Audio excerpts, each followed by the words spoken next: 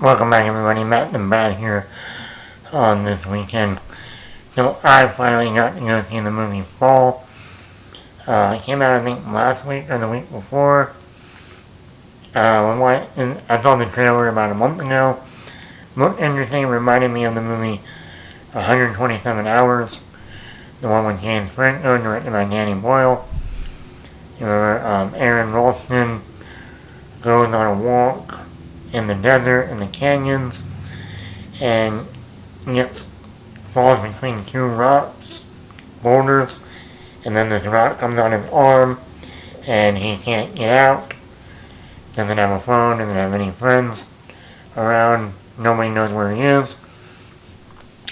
This movie is not based on a true story, but it deals with two women wanting to climb this scaffold, I don't know, like internet or lighting or phone pole, bigger than the Eiffel Tower, and they get stuck up there, the ladder collapses, and they have no way to get down. They have cell phones, but their phone service doesn't work because they're so high up. Nobody knows where they are. So I always thought these movies were interesting. Almost like last week, I talked about, man versus animal. What would you do in that situation? Well, here's another one of those. If you were stuck somewhere, you didn't have a phone, nobody knew where you were, what would you do? How would you get out of that? And I kind of had that situation last December. I was outside, front yard, front porch. My knee just gave out randomly. Family was out of town. My phone was in the house, far in the house, so I couldn't get to my phone, no computer. Nobody knew where I was. I mean, they knew he's probably at home, but no one knew, where I was, if you know what I mean. So, I was in that situation of, oh fuck, what am I gonna do? It was December, it was cold, it was getting cloudy out, and I'm like, if it starts raining and it's freezing cold, and my knee's out, this is not gonna be good. So I sat there for a moment, trying to figure out, cars were going by, trying to get someone's attention, did it work? I had people riding their bikes, walk by, nothing, they just waved. I'm like, yeah, fuck you, asshole. I hope you fall down, I hope you fall off your stupid bike, dumbass. I guess that's Alpharetta people for you. Hey, he needs help, we'll just wave. Finally, someone did walk by, and the rest is history. But I still had one of those moments of the only last resort I was going to have to do was have to crawl my way back into my house and find my phone with my knee dislocated. That would have been interesting. That would have been very painful. Very, very painful and interesting. But that was going to be my last resort. But anyway, let's get into the movie, the positives.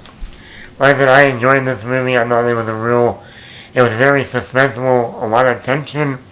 And I think that works perfectly for a movie like this. You want that suspense, you want that tension. In terms of the acting, the great thing about this movie, you will always know, like these types of movies, if an actor is a really good actor or not. Because this movie only has two actors in it. We do have a third actor, but Jeffrey Dean Morgan, but he only shows up in two scenes. Sorry, my light went out. But anyway, I'm going to continue. This movie only has two actors for at least 85 to 90% of the movie. Grace Fulton, a lot of people don't know her. She was in the first Shazam movie and the second Annabelle movie, Annabelle Creation. Like I said, she is very, very new to the industry. And that's also a very good thing about this movie.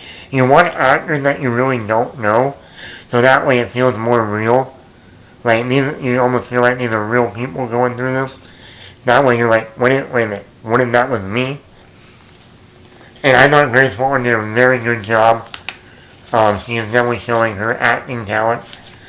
And I think this is going to be an actress we can see very, for a long time. She's done comic book movies now.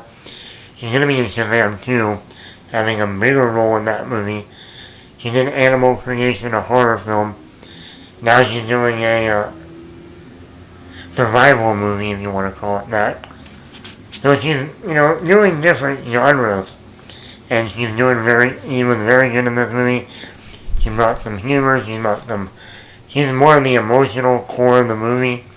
Something happens at the beginning of the movie, and she's trying to figure out if she wants to keep climbing again. She did a lot of rock climbing and a lot of climbing adventure stuff. Then a tragedy happened, and she doesn't know if she wants to keep doing that or not. Another actress is Virginia Gardner, or Ginny Gardner. This is another new actress. The only thing I've seen her in besides this movie was in the 2018 Halloween reboot sequel with Jamie Lee Curtis, Andy Matichak, Will Patton.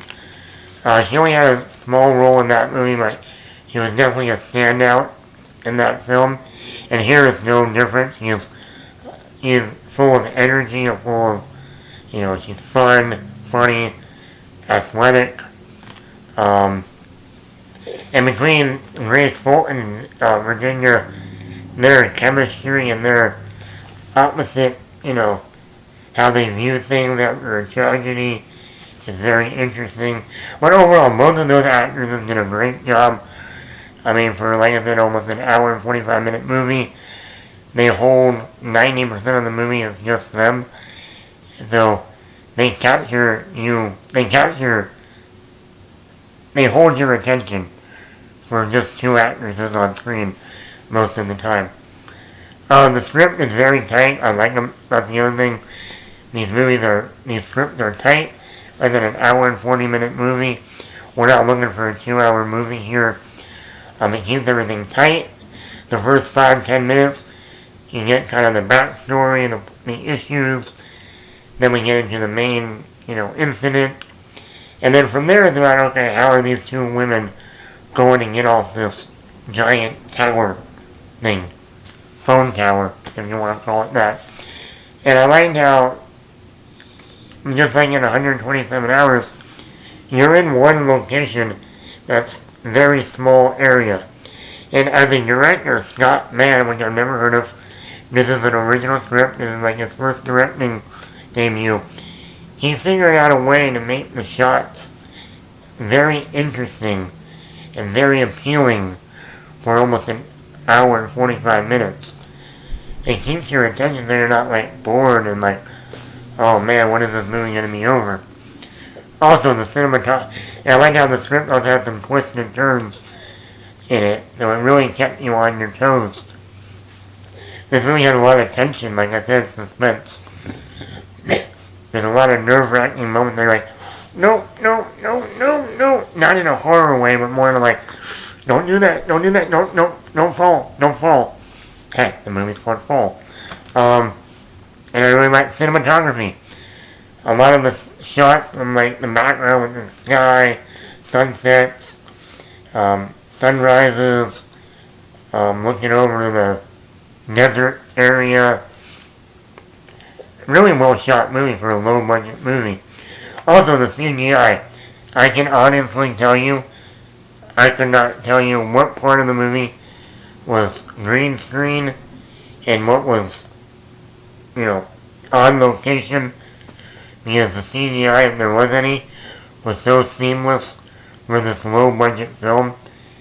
It's pretty astonishing, really.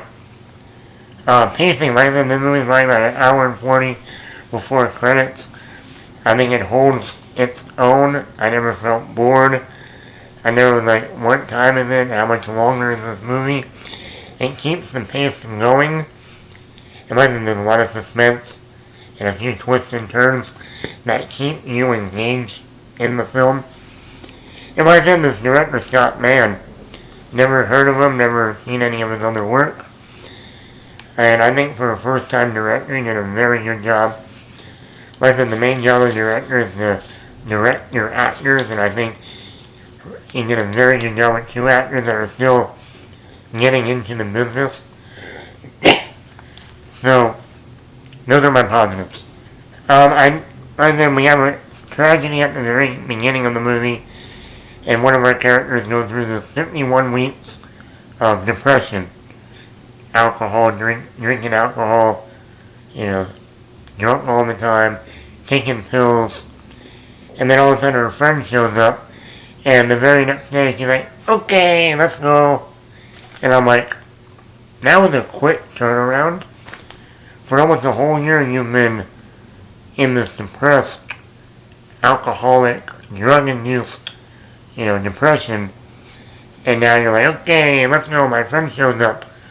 Here we go. Even though there are still moments, once they get to where they're going, she is hesitant and a little emotional, but still not the turnaround. Like, I think almost a whole year depressed, drunk, taking pills, and then your friend shows up and 10 hours later, let's go. I thought that was a little rushed. Also, I thought the last 5 minutes was a little rushed. I think the whole last 5 minutes from a twist in the film and then to the very end till the credits, I'm like, that was a lot that just happened in like less than 5 minutes. I think they should have paced it out a little bit better. And my only other negative, I wish Jeffrey Dean Morgan, who plays Grace Fulton's father in the movie, I wish he had a little bit more to do. He's only in like 2 seasons. Who doesn't like Jeffrey Dean Morgan? I mean, he's great in everything he does. But I mean, that's all. I enjoyed this. I thought for an hour and 40-minute thrill ride. Suspenseful, tension build. Great cinematography. Very well acted by these 2 stars. And I would give this movie a 4.5 out of 5. And it's an original script. I wouldn't say it's as good as 127 Hours. That's my favorite Danny Boyle movie. And my favorite James Franco performance. But, if you're looking for like an hour and 40-minute suspenseful tension build, what would you do in this type of situation? It's a good hour and 40 minutes, not gonna lie. So let me know what you think of Fall if you see it. You should support these original movies. It helps the actors that are trying to build their career. It helps this new filmmaker get more projects. And overall, it's good to support original movies. So, go see Fall.